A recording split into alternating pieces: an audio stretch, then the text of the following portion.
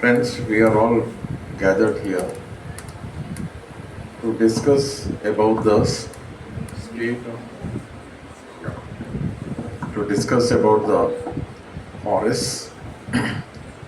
But actually, on these occasions, we normally don't take anything in isolation. The topic is that we are discussing environment, and this is so very important for all of you youngsters. My purpose of coming here to a very well-known educational institution is basically to convey the message that this subject is of crucial importance. So also racial concern is important for the subject of environmentalism. The whole subject originated from that point. And why? Because after the Second World War, when the nations of the world were trying to rebuild their cities, which were destroyed during the Second World War, there was this mad rush, to pursue what they thought was development. So urbanization, industrialization, and they were all using electricity from burnt coal, thermal power.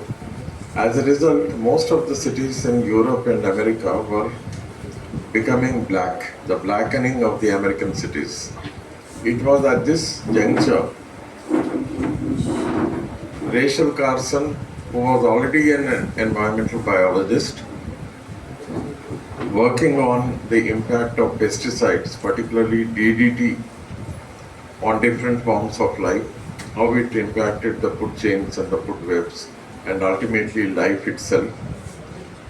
So she was writing articles for New York Times, but then her very important book, later on she published 4 books, but one of them became world famous, and that is the book.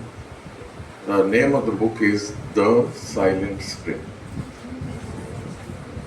Now as we go into a little after, fast forward, this particular book became a bestseller. Millions of copies of the book were continuously in print and they were being sold out. And there was a continuous demand for that particular book. I can say with an element of certainty that this particular book can be described as having sensitized America and compelled them to take a second look at the kind of development they were pursuing till then.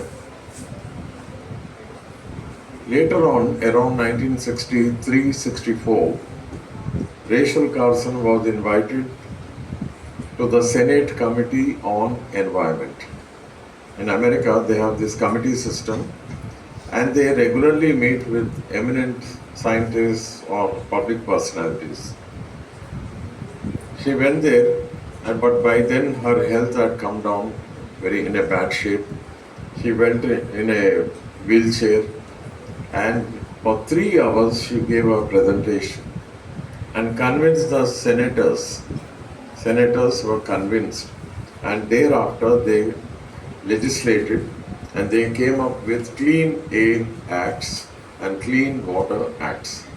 And to implement these two legislations, Environment Protection Agency was created.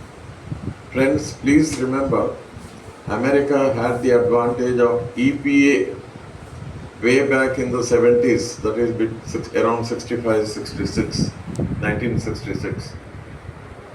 And till today it is a very autonomous, all-powerful, highly independent organization without any political interference. And that's why America has, no doubt they have destroyed the environment in other countries, but in their own country the laws are very strictly implemented. So I am here to demand that every country in the